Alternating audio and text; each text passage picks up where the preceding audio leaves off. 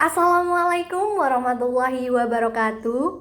Perkenalkan, nama saya Cindy Ardina Ayu Firnanda. Saya dari Prodi Pendidikan Bahasa Indonesia, Fakultas Keguruan Ilmu Pendidikan Universitas Muhammadiyah Malang. Dalam video kali ini, saya akan membahas tentang materi teks deskripsi. Yuk kita simak bareng-bareng supaya kalian lebih memahami teks deskripsi. Oke, setelah perkenalan, kita akan lanjut membahas tentang teks deskripsi. Ada yang tahu nggak sih teks deskripsi itu apa? Oke, kita akan bahas lebih dalam tentang deskripsi agar kalian lebih memahami tentang teks deskripsi.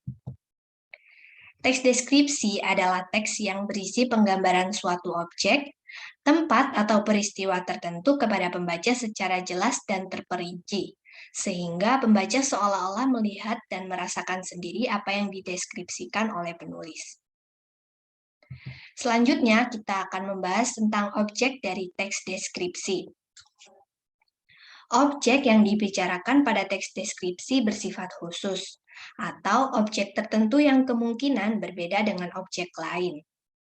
Objek yang dideskripsikan bersifat pendapat personal. Ciri ini tergambar pada judul berisi objek pada suatu konteks. Misalnya, deskripsi dari suatu binatang, yaitu binatang burung merak. Hal yang dibicarakan khususnya pada burung merak berbeda dengan burung lain karena keistimewaannya. Jadi, yang dideskripsikan pada burung merak adalah keistimewaan yang dimiliki oleh burung merak, dan kita harus mendeskripsikan secara nyata agar pembaca percaya apa saja keistimewaan dari burung merak itu. Selain binatang, teks deskripsi ini juga bisa menggambarkan suatu tempat wisata. Misalnya Pantai Teluk Asmoro yang saat ini banyak sekali dibicarakan oleh masyarakat dan banyak dikunjungi oleh masyarakat. Mengapa Pantai Teluk Asmoro dikunjungi dan dibicarakan oleh masyarakat? Karena secara khusus pantai ini memiliki perbedaan yang sangat menonjol dari pantai-pantai lainnya. Selanjutnya yaitu tujuan teks deskripsi. Teks deskripsi bertujuan untuk menggambarkan atau melukiskan secara rinci dan penggambarannya senyata mungkin pada suatu objek, suasana, atau perasaan, sehingga pembaca seakan-akan melihat, mendengar, atau mengalami apa yang dideskripsikan. Oleh karena itu, pada teks deskripsi ini harus digambarkan secara nyata agar pembaca dapat membayangkan apa yang dibaca atau apa yang dideskripsikan pada teks tersebut. Selanjutnya, kalian tahu nggak sih apa aja isi dari teks deskripsi itu? Oke, akan saya kasih tahu ya. Yang pertama, isi teks deskripsi diperinci menjadi beberapa bagian-bagian objek. Yang kedua, isi teks deskripsi menggambarkan suatu objek secara nyata atau secara konkret. Menggambarkan tempat wisata yang indah akan dikonkretkan atau dinyatakan indahnya seperti apa agar pembaca percaya dengan apa yang dideskripsikan. Dengan demikian, teks deskripsi banyak menggunakan kata khusus seperti ramah, hijau cerah, biru toska, dan kuning emas. Dan yang ketiga, isi teks deskripsi bersifat personal yang menggunakan kata-kata dengan emosi yang kuat. Seperti misalnya ombak menggempur, kemolekan pantai, ibuku yang tangguh, dan kucingku yang lucu. Setelah membahas tentang isi teks deskripsi ini, kira-kira kita akan membahas apa lagi ya? Oke, kita lanjutkan dengan membahas tentang langkah-langkah penyusunan teks deskripsi agar kalian lebih mahir dalam menyusun teks deskripsi. Yang pertama, menentukan objek yang akan dideskripsikan. Misalnya, orang, tempat, benda, binatang, atau suasana yang dirasakan oleh seorang penulis. Yang kedua, menentukan perincian teks yang mencakup identifikasi dan klasifikasi, deskripsi bagian, dan penutup atau kesimpulan. Dan biasanya kesimpulan atau penutup itu berisi tentang kesan-kesan tentang suatu objek yang dideskripsikan. Yang ketiga, menyusun perincian objek ke dalam pola yang sistematis, yaitu berdasarkan urutan waktu, tempat, dan pola-pola lainnya. Dan yang keempat nih, mengembangkan perincian objek menjadi tes deskripsi yang padu dan utuh.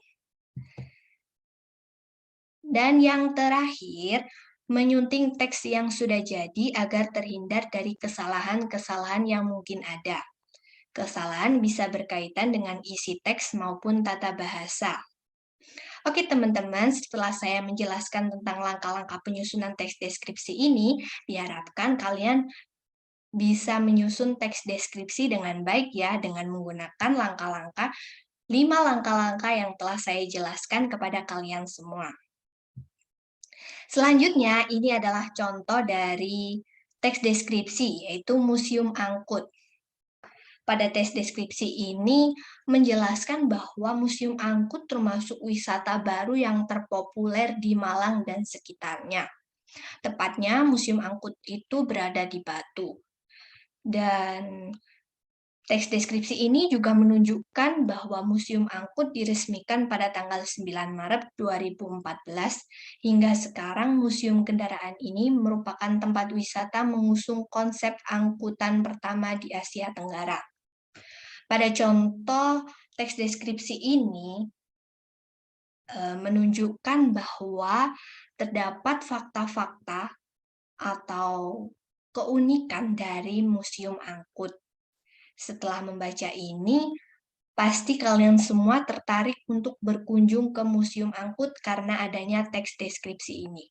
Oleh karena itu, teks deskripsi ini dibuat secara nyata, sekonkret mungkin agar pembaca bisa membayangkan atau gambaran awal tentang Museum Angkut.